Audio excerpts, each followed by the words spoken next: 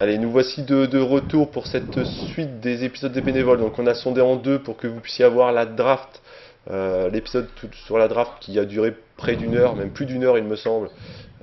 Et cette deuxième partie, on va plutôt s'intéresser aux trades qui ont déjà eu lieu et aux rumeurs, donc c'est-à-dire les futurs trades qui vont avoir lieu, qui n'auront peut-être pas lieu, parce qu'on sait tous que les rumeurs ne sont que des rumeurs. Donc au niveau des trades, on va rapidement parler de tout ça. Donc on avait eu en premier un trade entre Rashard Lewis et Emeka Okafor et Trevor Ariza, donc entre Washington si je ne me trompe pas et New Orleans. Ensuite, nous avons eu récemment un trade entre Mo Williams et Lamar Odom, donc Lamar Odom qui retrouve les Clippers. Nous avons eu aussi un trade avec D'Alembert. Je vais enchaîner, puis après je vais donner la parole à nos spécialistes ici. Il y a aussi une signature de Maro Yazik, Gerald Wallace et de Roy Hibbert. Je vous les redirai de toute façon si vous ne parlez pas tout de suite. Donc on a rajouté dans nos spécialistes, donc toujours Coach Kira comme tout à l'heure. Alors attendez, il faut peut-être que je vous les affiche. Donc Coach Kira ici présent. Toujours présent. Toujours présent également. Ouais, bonjour, pareillement. Et nous avons ressorti de sa grotte notre gré, j'allais dire national, mais non, justement, notre belge gré qui ressort de sa grotte, ici présent. Enfin un vrai spécialiste. En vrai, un vrai spécialiste, on va dire. Donc, il y aura pas de style, il n'y aura pas de fuck, Kobe sucks, etc. Donc, qu'est-ce que vous avez à dire sur ce premier trade? Donc, par exemple, en premier, Rashard Lewis, qu'est-ce que vous avez à rajouter et qu'est-ce que vous pensez de ce trade? Ouais, le trade, c'était surtout pour le cap space de la Nouvelle-Orléans qui va encore gagner, donc qui a gagné 9 millions cette année, qui gagnera encore 13,7 millions l'an prochain. C'était pour dégager un cap space et pour redémarrer de zéro, tout simplement. Des joueurs comme Trevor Ariza et Emeka Okafor qui pourront aider. Maintenant, est-ce qu'ils vont vraiment passer un cap? C'est une grosse question, mais je pense pas que ça va vraiment développer le Pour Washington, ça reste intéressant vu que c'est des joueurs quand même d'expérience qui sont dans la ligue depuis un certain temps et qui pourront les guider et les entourer. C'est ce qu'ils ont un peu manqué leurs premières années, on pense surtout à John Wall. Donc avec Néné en plus, ils vont avoir des vétérans solides pour les aider. Oui, c'est ce que j'allais dire, c'est pas, Voilà, c'est pas des fouteurs de merde, on va dire.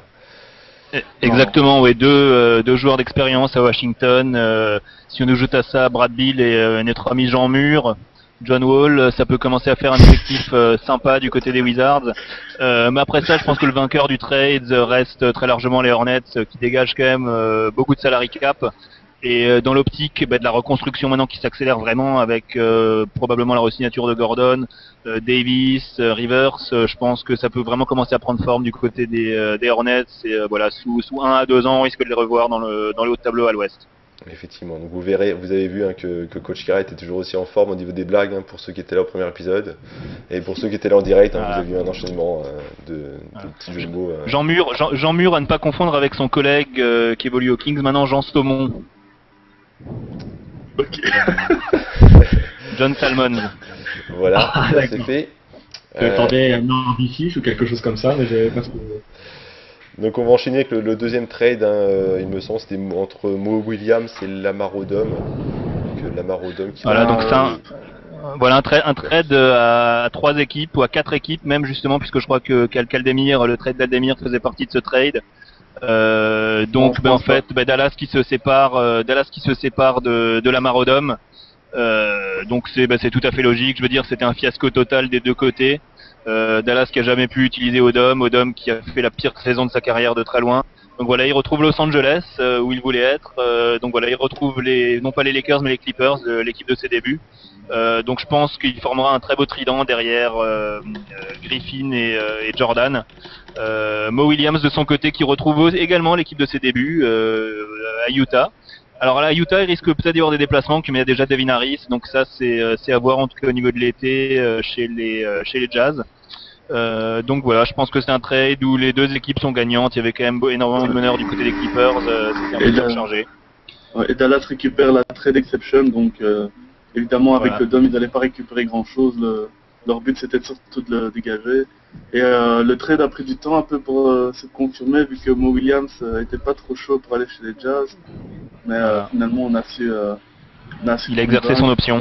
Voilà. Et finalement pour Lamar Odom, il y a quelques années, il avait reçu une très grosse offre de contrat de Portland.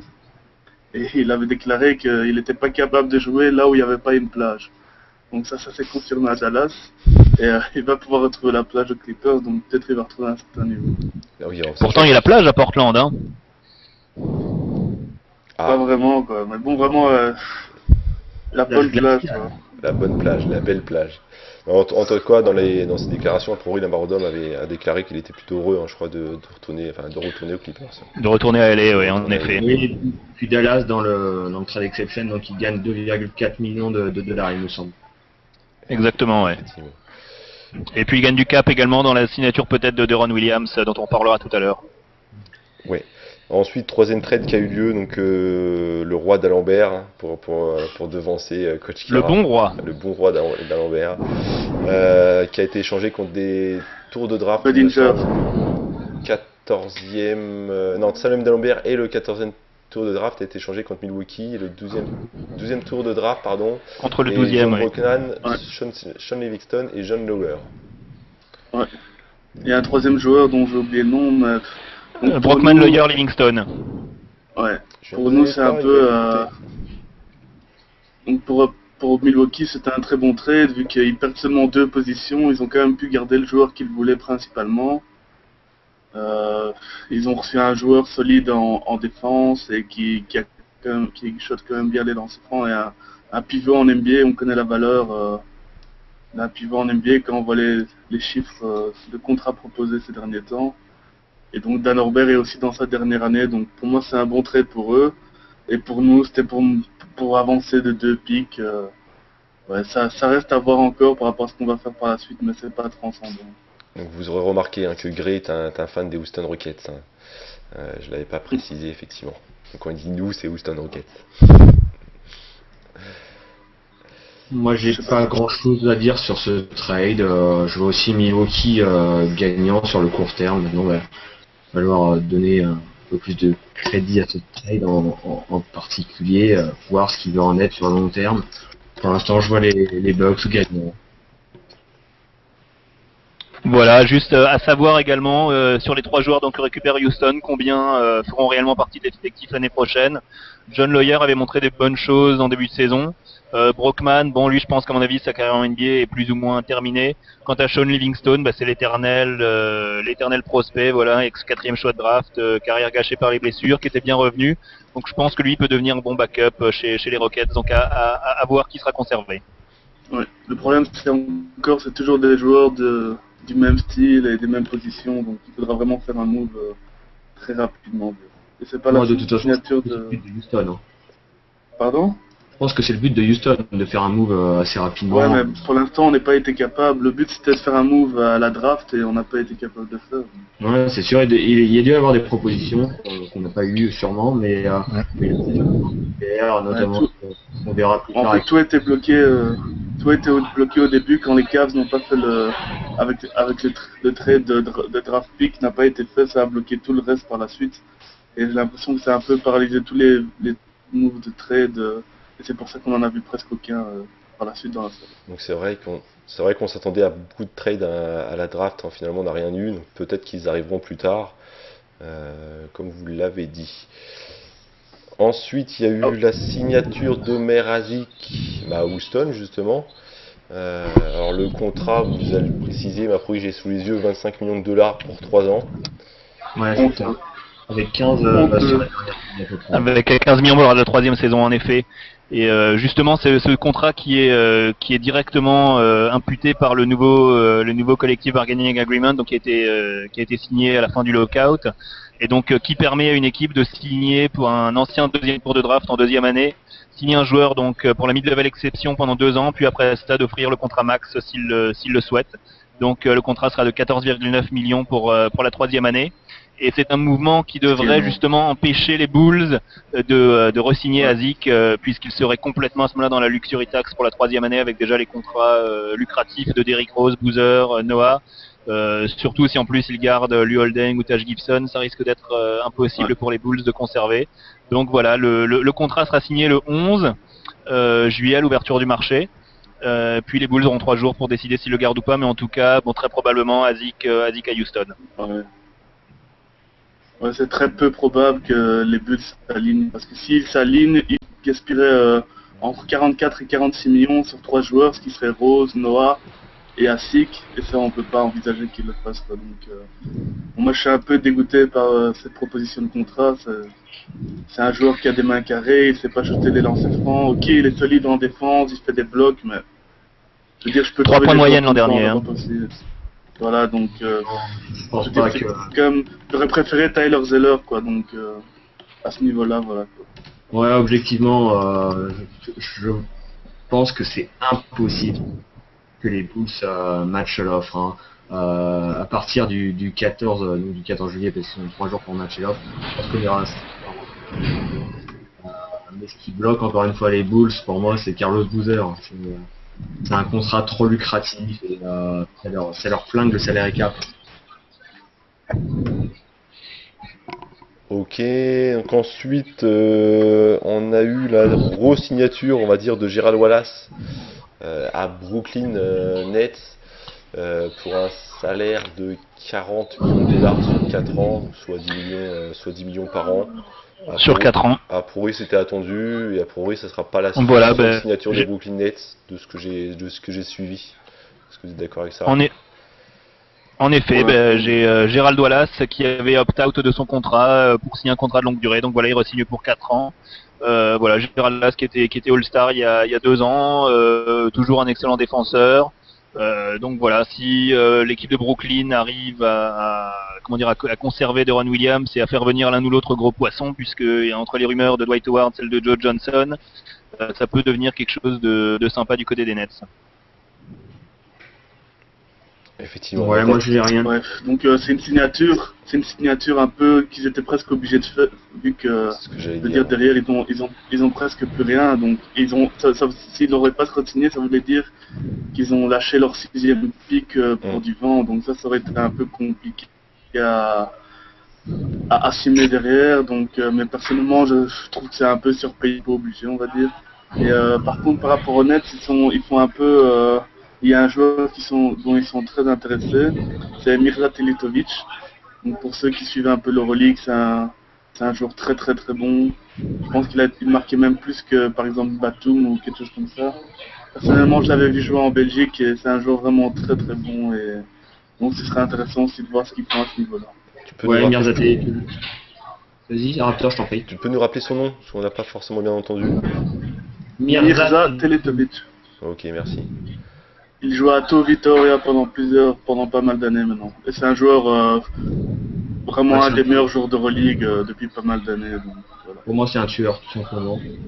Gerald Wallace, ouais, ils étaient obligés de le signer parce que le salaire cap des Nets, n'ont plus personne, et il était égal à 17 millions de dollars. Donc, il leur faut encore pas mal pour avoir des 8% de salaire cap. C'est une obligation. Après, je suis assez d'accord. Il faut que ça surpayer pour un joueur comme Gerald Wallace. Mais après, quand on voit que Batum c'est 12,5 millions par an, même si je suis assez partisan de ce joueur, on en parlera un peu plus tard, mais les Wolves ont fait quand même une grosse folie. Effectivement, donc on va continuer dans les contrats a priori surpayés. Gray tout à l'heure l'a un peu annoncé par rapport aux intérieurs qui étaient très recherchés et très payés. Donc a priori, alors, il me semble que c'est pas totalement confirmé pour Roy Hibbert côté du Portland Trail Blazers avec un contrat max. Si c'est Parce que pareil, je crois qu'il est Il va protégé, signer, mais- un contrat protégé. Ce sera signé le 11 en effet. Oui. Voilà, donc Indiana aura Il va 3 signer, millions mais, pour quatre ans. salaire max pour Hibbert à Portland. Voilà. Ouais. Donc il va signer, mais les Pacers pourront encore s'aligner dessus. Donc a priori, Ouais. donc j'ai entendu des rumeurs qui se lanceraient sur Kaman. Donc Ouais, c'est faut ça. voir ouais, s'ils sorti. vont matcher ou pas. Mais je sais pas, c'est compliqué de donner le max à un joueur qui après tout n'est qu'à moins de 13 12 points de moyenne, ouais. Donc c'est un peu, je sais pas. Donc évidemment c'est très pauvre au niveau inside ces derniers temps en NBA, mais de là à donner le max, ça me semble un peu exagéré. Moi, je pense je pense que les Pacers vont matcher l'offre des Blazers. Vu que là, les Pacers sont quand même maintenant dans une phase complètement ascendante où ils sont en mesure de jouer les premiers rôles. Et en perdant Hibbert, même en le remplaçant par un joueur comme Chris Kaman, ce sera quand même une perte très importante qui risque de les faire retomber vraiment dans le ventre mou. Donc, à mon avis, Hibbert, voilà, il risque de rempiler. chez les Pacers. C'est sûr que c'est un peu cher, mais bon, c'est un pivot All-Star. Aujourd'hui, on paye le prix pour un joueur de ce type. Donc voilà, si Portland a payé ce prix, je pense que les Pacers vont faire de même. Ouais, je pense que les Pacers vont matcher l'offre. Hein. Ils l'avaient annoncé pendant toute la saison. Hibbert qui se plaisait bien aussi chez les Pacers. Donc je pense que, tout comme les Hornets avec Eric Gordon, je pense que les Pacers vont matcher l'offre avec Roy Hibbert, sans aucun doute. Et sinon, rapidement, mais vu que Portland a fait cette offre-là, on peut dès maintenant dire que Greg Oden, sa carrière est finie, non? Non, mais il était déjà plus à. Et de toute façon, Portland oui, n'a plus les exactement. droits. Ouais. Portland n'avait déjà plus les droits l'année dernière, ils lui Ouais. avaient donné une Xème chance. Mais D'accord, il a eu des révélations comme quoi il était alcoolique et ce genre de choses. d'accord. S'il re-signe quelque part, ce Alcoolique, sera pour le. Ouais. Exactement, ouais. Vous avez vu comment Comme le ça, mot, Quand on avait encore les droits, il l'avait. comment le mot alcoolique a réveillé Mike. Voilà, ouais. Par contre, tant qu'on parlait d'Indiana, il faut savoir qu'il y a une signature assez récente qui vient de se faire. Donc, ils ont signé pour 5 ans George Hill. Donc, ça vient plutôt moins de se faire. On ne sait pas encore le montant, mais il vient juste de signer pour 5 ans. Voilà, bonne resignature. Effectivement, effectivement.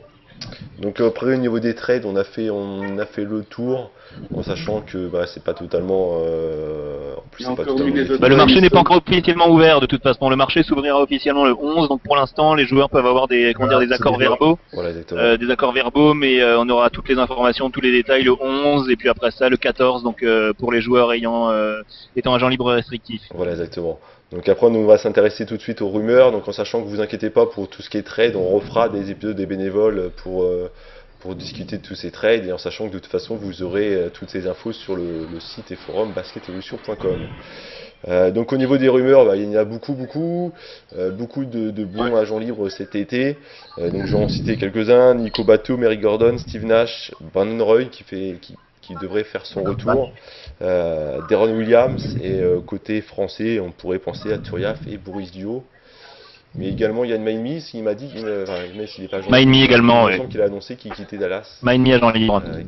et qui retournerait pas à Dallas apparemment. Donc on va essayer de faire un petit peu dans l'ordre. Donc en premier, un Français, Nico Batum, qui intéresse énormément d'équipes. J'ai même envie de dire quasiment Par rapport à Batum, qui peuvent donner son salaire sont intéressés. Il y a 4 équipes qui sont vraiment sur Batum. Il y a les Wolves qui ont fait une offre donc sur 4 ans. Alors on sait pas ils ont déjà fait une offre. Ouais, ils ont fait alors l'offre. 45 millions. Alors j'ai des sites qui disent 45, il y en a qui disent 50, il n'y a aucune certitude apparemment, mais ils ont fait l'offre. C'est parti, c'est cher payé. J'adore Batum, Ouais. une option offensive numéro 3, c'est quand même cher payé. Effectivement. L'agent de Batum est parti pour les Hornets et il a aussi un rendez-vous avec les Raptors. Exactement. Est-ce que les Toronto, Ouais, ça. exactement. Comme je l'ai déjà dit tout à l'heure, mais effectivement Toronto serait également intéressé. Mhm. Est-ce que les Blazers vont matcher l'offre? Et les Nets, Et je pense. Ouais, les Nets aussi s'approchent, il y a pas mal de rumeurs, mais je pense qu'il va y avoir encore plus d'équipes. Les rumeurs avancent et il va y avoir des équipes. Voilà. En tout cas, quoi qu'il arrive, je pense que La les. signature de Wallace. En tout cas, je c'est un pense peu que bizarre pour les moi. Blazers, vont matcher l'offre quoi qu'il arrive. Je veux dire, on sait que le contrat tournera aux alentours de 12-13 millions par an. Je pense que Portland conservera Nicolas Batum. Je Ok, sais pas s'ils peuvent se permettre. on Je sais note, pas, parce que on note et on enregistre. Il y a aussi Hibbert, quand tu payes Hibbert, Aldridge, Voilà. Batum, ça fait quand même lourd. Hein. Non, là, à mon avis, Ouais. ils pourront pas matcher si. En fait, ça dépendra des Pacers, quoi. Donc, Ouais, s'ils prennent Hibbert, voilà, c'est un peu ça, moi, je pense aussi. parce qu'il faut savoir qu'ils ont un peu fait les radins. Ils ont proposé quelque chose comme 3-4 millions, je pense, quand ils pouvaient le faire. Donc, est-ce qu'ils vont matcher sur 14 Je pense que ils avaient proposé 8 millions, ils l'auraient accepté. Donc, je sais pas si après ils doivent payer 6 millions en plus par an. Par contre, les Raptors, je les vois totalement surpayer Batum, par exemple. Oui, donc niveau Batum, on a dit un maximum. Et après, donc dans le même profil, qui a prouvé intéresse à peu près les mêmes équipes, il y a Eric Gordon, donc l'arrière de Orleans, qui n'est pas sûr de re-signer à New Orleans, même s'il y a des chances, à prouver que je crois quand même qu'il re-signe aux Hornets. mais Oui. forcément que les autres équipes vont Ouais, faire ouais. des offres également pour essayer d'avoir. Est-ce que vous avez des rumeurs au niveau des équipes qui seraient Non, intéressées? mais en fait, Eric Gordon a rendez-vous avec plusieurs équipes tout simplement pour foutre la pression à la Nouvelle-Orléans et avoir un contrat max. Je pense que c'est la Voilà, grosse. oui. Exactement, je pense que Gordon il signera avec l'équipe qui lui offrira le plus gros contrat. Et puis après ça, il attendra que les Hornets matchent l'offre, quoi. Donc je le verrai bien signer pour voilà contrat pratiquement max à mon avis pour Gordon. Sans doute un peu cher payé, mais voilà les Hornets s'aligneront, je pense, sans souci. C'est un gros pari hein, quand même, compte tenu des blessures. Il a jamais fait une saison complète. Après, c'est sûr qu'il faut le tenter ce pari parce qu'il a un potentiel tout de même énorme. Mais je reste quand même dubitatif par rapport à toutes ces blessures. Ouais. Effectivement. Ouais, mais c'est un peu comme les Nets, dans une autre condition, ils sont un peu obligés, vu qu'ils ont lâché Chris Paul quand même pour Eric Gordon, donc s'ils le lâchent après qu'il ait joué 5 matchs pour eux, ce serait un peu chaud, donc je pense qu'ils sont aussi un peu obligés de matcher. Donc je reprécise un petit peu par rapport à ces free agents. Donc depuis tout à l'heure, on a des des restricted free agents plutôt, Ouais. c'est-à-dire des agents libres qui Voilà. sont protégés, ce qui veut dire que si donc ils deviennent agents libres, mais si l'équipe qui possède ce joueur souhaite le garder, ils pourront s'aligner sur l'offre qui aura été faite par les autres équipes. Je le précise que tous les agents libres ne sont pas comme ça, donc c'est les agents libres protégés, les restricted free agents. Donc on essaiera de préciser à chaque fois, surtout ceux qu'on parle, s'ils sont restricted ou non restricted. Et c'est en général les restricted qui ont les plus gros contrats et qui sont souvent surpayés parce que les équipes peuvent matcher les offres. Et c'est Exactement. comme ça qu'on a des contrats faramineux. Exactement. Donc ensuite, on va parler un petit peu de Steve Nash, qui est pour suivre Toronto, très très souvent annoncé à Toronto, hein, pour un contrat de 12 millions par an, il me semble. Sur 3 ans. Sur 3 ans. C'est vraiment une rumeur qui gonfle de plus en plus. Et apparemment, il serait vraiment pas contre d'être à Toronto. Faut retourner au Canada. Mais apparemment, il y aura aussi New York dessus. Avec un sign and Avant-hier, trade. je pense que c'était hier ou avant-hier, il a eu un meeting avec New York et Toronto.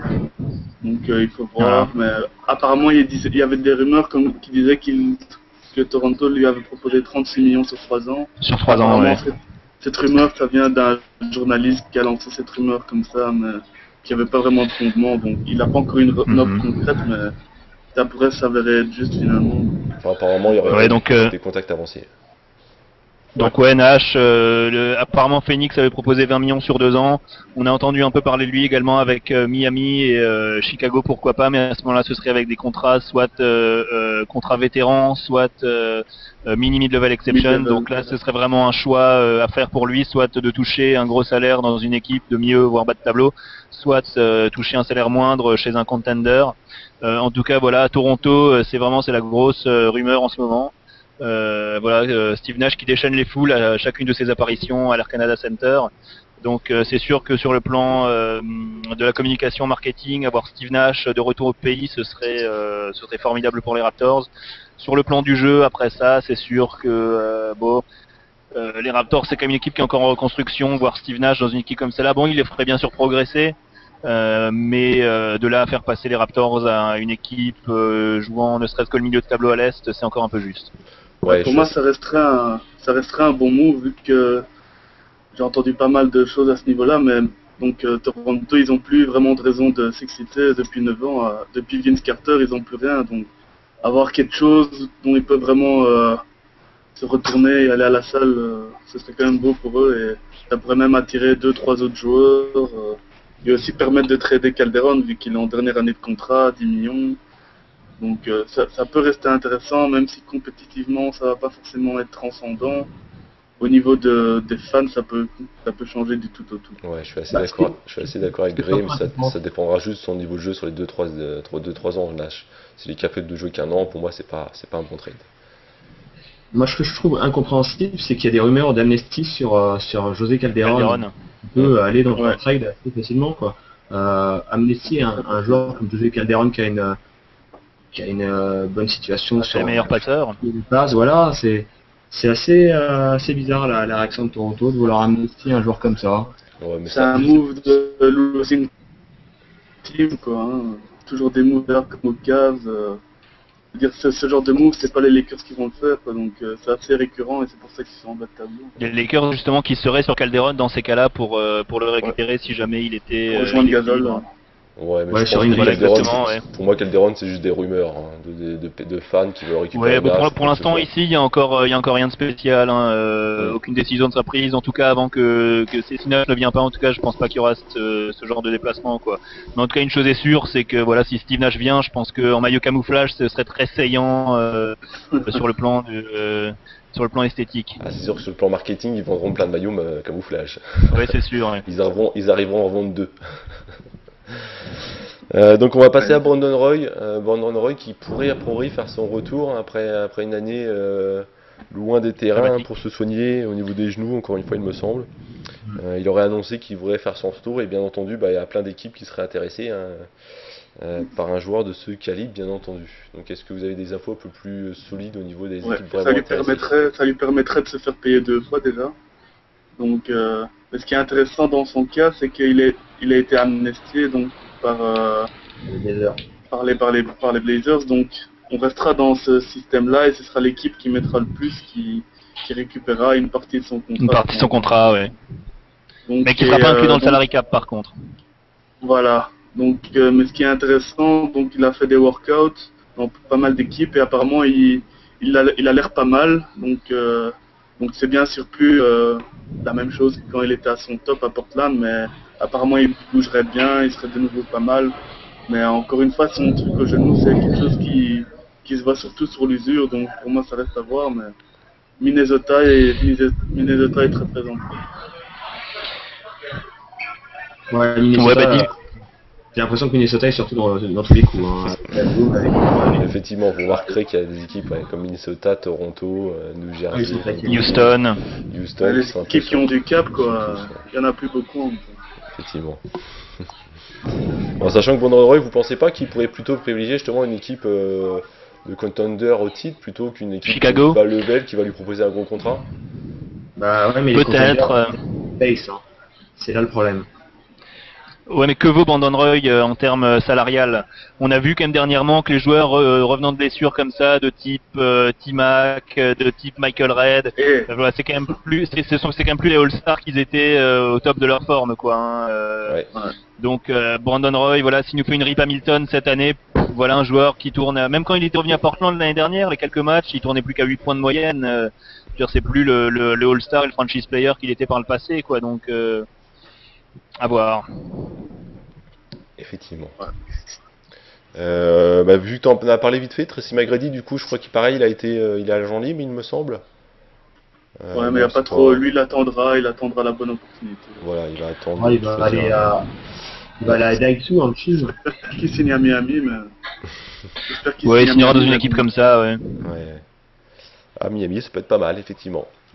Donc ensuite on a Deron Williams qui est quand même annoncé dans 2 équipes il me semble, hein, Dallas et Brooklyn. Le suspense. Donc ça va être juste le suspense, savoir s'il signe à Brooklyn ou à Dallas. Est-ce que vous aviez d'autres rumeurs par rapport à d'autres équipes ou moi j'ai une théorie par rapport à ça. Donc non, déjà c'est sûr qu'il a dit lui-même qu'il choisirait entre Brooklyn et Dallas. Donc ça c'est sûr et certain. Mais par contre, ce qu'il faut savoir, je sais pas si vous le savez, il a passé ses vacances en Russie avec Prokhorov. Déjà pour moi ça c'est un signe assez marquant. Pour moi je suis presque sûr qu'il va rester au Nets juste pour ça, parce que faut savoir que Prokhorov à mon avis lui a montré ce qu'il pouvait lui proposer en dehors de son contrat et c'est clairement quelque chose que Dallas pourra pas faire. Donc pour moi je sens bien Jason Kidd et Deron aller au Nets et ça pourrait faire un bon boost pour le changement de stade. Ouais, ça, moi je me méfie un petit peu des promesses. Hein. On a vu avec LeBron James, on lui promettait monts et merveilles, toutes les équipes. On a vu les Nets et les Mavs planter des banderoles pour souhaiter l'anniversaire à Deron Williams il y a quelques jours là. À mon avis, c'est vraiment le projet d'équipe qui prendra le dessus. Et à l'heure actuelle, moi je pense que Deron Williams a plus d'intérêt à aller signer à Dallas avec Dirk Nowitzki. En tout cas, moi, je pense que c'est ce qui va se produire. Alors, il y a toujours l'inconnu Dwight Howard, dont on parlera, je pense, très très bientôt. Voilà, qui pourrait peser dans la balance. Mais en tout cas, pour l'instant, je le vois plus vers Dallas. Et ça doit être quand même. Au niveau sportif, il n'y a pas de doute, mais je veux dire, si Prokhorov lui propose 100 millions à côté, voilà. Moi, je trouve que ça doit être sympa des vacances avec Prokhorov. S'il fait les mêmes vacances qu'il a fait à Courchevel en France, on doit avoir quelque chose de choix. Après, moi, je pense que Deron a plus, alors plus de chance, je sais pas, mais plus d'intérêt peut-être de rejoindre Dallas. Parce que c'est toujours des suppositions avec les Nets. On ne sait jamais vraiment ce qu'ils vont entreprendre. Est-ce qu'ils vont réussir à l'entreprendre? Alors que Dallas, c'est une équipe dont il a parlé pendant pratiquement toute la saison. Il n'a pas encore signé avec les Nets. C'est toujours des promesses, des promesses, des promesses. Et on n'a toujours rien de concret du côté des Nets, à part la signature de Gerald Wallace. C'est tout ce qu'on a de concret pour l'instant. Effectivement. Donc on va direct enchaîner justement avec Dwight Howard, hein, vu que c'est lié à Deron Williams. Il me semble que Dwight Howard a annoncé qu'il voulait signer à Brooklyn, justement, bref, qu'il voulait quitter Orlando en premier Alors lieu c'est ESPN. et pour signer à Brooklyn derrière, il me semble. Alors c'est ESPN qui annonce que l'équipe pour laquelle il veut signer serait les Brooklyn Nets. C'est Voilà. pas sûr à 100%, mais c'est très avancé, on va dire. Il a quand même déjà dit plusieurs fois, donc on a dit ça. Ouais, non, mais c'est des suppositions. Il a déjà tout dit de toute façon. Hein. Ouais, pas le problème avec personnellement, Dwight. j'en ai un peu marre de Dwight Howard. Il fait sa girouette, il veut de l'attention sur lui. Là maintenant, Il est même pas intéressé pour jouer dans une équipe qui pourrait gagner le titre, donc il veut vraiment être le franchise player. Perso, ce joueur, voilà. il a un prix basket proche de celui de Nemo. Je veux dire, il faut arrêter 2 minutes.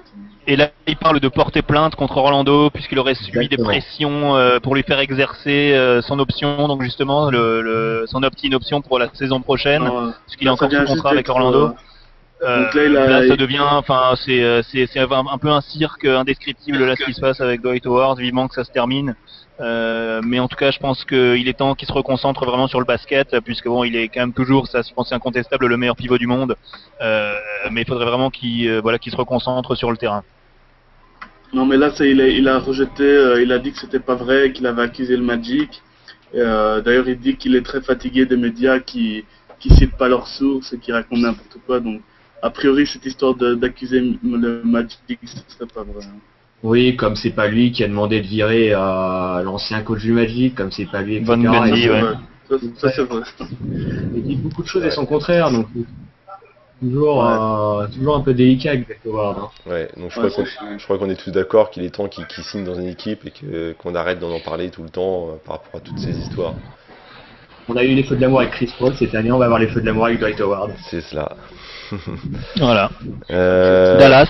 Paul, ça me fait plus penser à Melo quand même. Ça me fait plus penser à Melo Anthony que Chris Paul. C'est vrai aussi. Donc on va enchaîner rapidement avec Jeremy Lin, qui est agent libre, donc lui c'est un peu plus délicat il me semble, parce que bon, on sait pas trop encore vraiment ce qu'il vaut, hein. Il a fait une très bonne saison avec New York, mais est-ce que ça vaut le coup de vraiment mettre un gros contrat dessus, etc. Et niveau des équipes intéressées, niveau meneur, je sais pas s'il y a vraiment beaucoup d'équipes Déjà au intéressées. niveau des bird rights, les Knicks ont réussi à avoir les bird rights, donc ils ont le contrôle plus ou moins sur Jeremy Lin. Après, savoir s'il restera ou non, je pense que ça dépendra déjà de si les Knicks arrivent à choper un autre bon meneur. Sinon, je pense qu'il a tout intérêt à rempiler à New York. Pour lui, je pense que c'est ce qu'il y a de mieux à faire. Et pour New York, est-ce qu'ils déjà, auraient ils pas... sont plus obligés d'utiliser leur mid-level exception sur lui, donc ils auront un peu plus de largesse pour le re-signer. Mais New York, je pense qu'ils sont intéressés, et lui aussi de rester à New York, mais c'est possible que Toronto, s'ils n'arrivent pas à mettre la main sur Natch, lui propose un contrat un peu excentrique. Non. Vu son apport au niveau marketing, mais voilà. Non. Si. Il préfère Steve Nash de Toronto. Non merci. Et donc on va finir par les Français, on verra ces d'autres jours après, donc avec Ronny Turiaf et Boris Dio. Même si a priori Boris Dio devrait signer aux Spurs, hein, vu qu'il a fait une bonne fin de saison et que a priori Popovic a tout fait pour le faire venir, je vois pas pourquoi il le laisserait partir maintenant. Oui, et puis il y a Tony Parker qui avait déclaré qu'il voulait que absolument que Boris Dio reste, qu'il y ait une pression sur le staff et aucune raison que Boris Dio part. Effectivement. Et Ronny Turiaf, est-ce que vous avez des nouvelles par rapport il était où cette année? Il était au Heat, il a quasiment pas joué la finale. Est-ce qu'il va rester là-bas ou est-ce qu'il va changer d'air? A priori, il va pas rester, mais deux joueurs qui sont vraiment en priorité par rapport aux équipes, donc c'est pas le nom qui vont sortir. Par contre, on a entendu récemment que en à Denver, c'est un meilleur distributeur qui avait encore sur le marché. Et apparemment, Denver aurait réussi à mettre ça. Ok. Et Yann Maimi, on en a parlé un petit peu, mais on n'a pas parlé trop des destinations. Pas plus de nouvelles. Maimi qui à mon avis attirera quand même pas mal de monde vu Ouais. qu'il a fait une saison quand même bien correcte à Dallas. Je suis assez d'accord. Et à mon avis, lui, contrairement à d'autres, vraiment par exemple à Ronny Turiaf, qui est quand même plus sur la fin, enfin qui est vraiment déclinant, Maimi a les moyens de signer un contrat correct. Alors voilà, ce sera forcément un joueur de banc. Il a quand même pas les capacités pour être un starter en NBA, mais il a le moyen de signer un contrat. Au moins de type Johan Petro, quoi. Il a en tout cas montré plus de choses que Petro lors de son contrat de 3 ans. Est-ce que c'est pas un joueur par exemple qui pourrait être intéressant pour remplacer Turiaf au Heat? Pourquoi pas? Pourquoi pas? Effectivement. Moi je le verrais bien en tout cas. Est-ce que Ça vous reste avez assez d'autres faux. free agents en tête dont vous Alors voudriez apparemment Jeff Green va rempiler à Ouais. Boston. Il y a ce voilà. le box. Oui, les Pistons ont signé un pivot ukrainien du nom de Vyacheslav Kravtsov qui joue à Donetsk cette année. Contrat qui courrait sur plusieurs saisons, donc ça c'est aussi plus ou moins officiel. Sinon après ça, je vais juste regarder sur Insider s'il y a encore les dernières rumeurs fraîches. Mais en tout cas, Au je pense niveau, qu'on a fait le plus tour des des, rookies. en tout cas des plus importants. En tout cas, les actuels, mais il y a encore beaucoup de joueurs qui sont free agents, des joueurs de type Anton Jamison par exemple, qui pourra apporter à une équipe qui a fait une bonne saison l'année dernière. Karl Il Landry. y a encore quand même pas mal de Karl Landry, Jamal Crawford, donc il y a quand même plusieurs. Alors je crois qu'on a perdu Coach Kira. Mais Salut, effectivement, coach. il y a pas mal d'autres agents libres. Il y a aussi Sonny Wims, hein, il me semble, hein, de retour d'Europe. Jiméo, qu'on a parlé du côté de Boston. Mayo, On parle effectivement. partout. Donc, même si ça fait le choix de ne pas lui donner de qualifying offer, donc il aurait été restricted free agent, mais à la place il est free agent tout simplement, donc n'importe quelle équipe a le droit de le signer pour le prix qu'ils veulent. Ouais, voilà, j'ai l'impression que Boston veut préparer l'après Ray Allen, parce que c'est pas sûr du tout que Ray Allen reste du côté de Boston, donc prendre Oji Mayo et peut-être promouvoir la place de ça y est, j'ai oublié le nom. Avery. Avery Bradley. Ouais, Ouais, voilà, Avery Bradley. En sachant que Ray Allen, il serait peut-être annoncé au Miami, à Miami Heat, hein, c'est bien ça? Ouais, voilà, c'est un peu Mais, la le rumeur du problème moment. pour Miami, c'est qu'ils peuvent seulement lui proposer 3 millions par an, et Boston a déjà dit qu'ils étaient prêts. 6 par an, il me ça, semble. Ouais. c'est prêt à mettre Ouais, plus. parce que Miami, ils perdent Mike Donc, Miller, hein, Mike ça Miller qui compte part pour à la Miami de- retraite. Voilà, Non, il est ça c'est pas confirmé. Je pense. Ouais, c'est pas confirmé, Mike Miller? mais C'est confirmé? bah, j'ai eu des rumeurs, mais pas officielles à 200%, il me semble. D'accord. Mais pour Donc, moi, c'est je encore en pense qu'il y a quand même quelque chose comme. Il reste 11 millions à payer, donc pour moi, il va peut-être vouloir rester. Quoi, donc, Ok. Bah, je pense que je du sais coup, pas, on a Riley a fait, dit qu'il était intéressé pour le garder. je pense du coup qu'on a fait à peu près le tour. Donc en sachant qu'on a perdu le coach Kira, hein, donc on va pas pouvoir lui souhaiter une bonne soirée. Donc en tout cas, je vous remercie hein, pour ces deux, on va dire ces deux épisodes des bénévoles, donc à la fois sur la draft, par nos particulièrement Mike ici et coach Kira qu'on a perdu, qui a dû avoir une perte de connexion vu qu'il était Petite dans blague, Bucks. excès de blague. Et Gray pour ses trades et rumeurs de transfert. Et donc on se dit à très vite, on en refera pour oui pendant l'été hein, pour les trades, les rumeurs, etc. Pour les JO aussi peut-être, certainement même d'ailleurs. Olympique. Vous retrouverez certainement peut-être aussi des chroniques comme avait fait Mister Triple Double pour les finales NBA.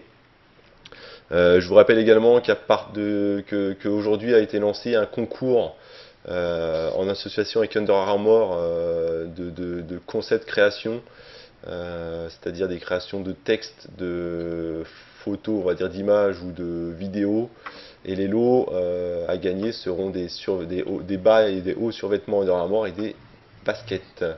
Alors je sais qu'Aigre est intéressé vu qu'il m'a envoyé quelques MP. Donc n'hésitez pas à aller voir hein, sur basketevolution.com, vous avez des liens pour voir tout ça. Voilà, je vous remercie et on se dit à très bientôt sur la télé BE et sur YouTube pour ceux qui ne nous regardent pas en direct. Allez, ciao, ciao, à la prochaine. Ciao. Bonne soirée tout le monde. Voilà.